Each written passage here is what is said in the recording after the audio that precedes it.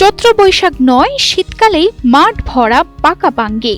গ্রীষ্মকালের জনপ্রিয় এই ফসলের বাম্পার ফলন ফলেছে কুমিল্লার তিতাস উপজেলার ওইচারচর গ্রামে। বাঙ্গির আগাম চাষে বদলে গেছে এই গ্রামের কৃষকদের ভাগ্য।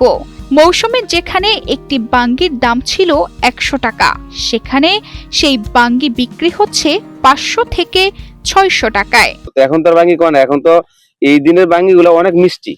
যারা আমাতে একবার বাঙ্গি নিয়ে খাইতেছে তারা বারবারই তার ভাই বাঙ্গি আসেনি, গত 10 বছর ধরে করতেছি। এখন এটা আমার ওই দাদারা, আমার বাবারা আগে করতো। এখন ইদানিং অনেক লোকে এইটা ফসলটা আমাদের দেশে হয় না, এই জন্য আর করে না। আমি 2011 সালে বাইরে ছিলাম, 2011 সালে বাংলাদেশে আসছি। আসার পর থেকেই আমি এই বাঙ্গি চাষগুলা করতেছি। তিতাস নদীর শাখা খালের পাশেই ওইচারচর গ্রামের বিস্তীর্ণ মাঠ। সেই মাঠে কুমড়ো, সরিষা, শশা সহ শীতকালীন নানা ফসল। তার মাঝেই চোখে পড়ে কয়েকটি বাঙ্গির ক্ষেত। জমিতে ছড়িয়ে ছিটে আছে ৮ থেকে ১০ কেজি ওজনের বাঙ্গিও। মৌসুমের চেয়ে ৫-৬ গুণ বেশি দামে এখন তা বিক্রি হচ্ছে। এই অকাল বাঙ্গির চাহিদাও বেশ।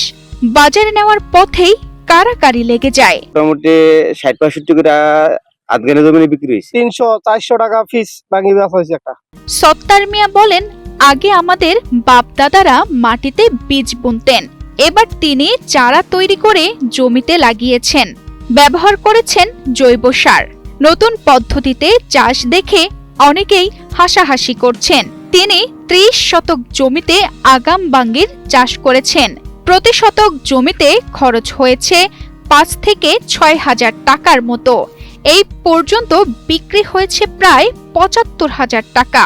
এক কানে জমিন করতে সর্বোচ্চ ৫,০০০ থেকে ৬,০০০ টাকা খরচ হয়। আলহামদুলিল্লাহ বালা, অল্প খরচে বাম্পার ফলন। ১০ শতকে খরচ ৫-৬ হাজার টাকা যাইব।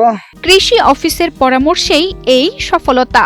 এখন এই ভালো ফলন দেখে অন্যরাও আগ্রহী হয়েছে। তাদেরকে সবসময় পরামর্শ দিয়ে পাশে থাকছেন স্থানীয় উপসহকারী কৃষি কর্মকর্তা।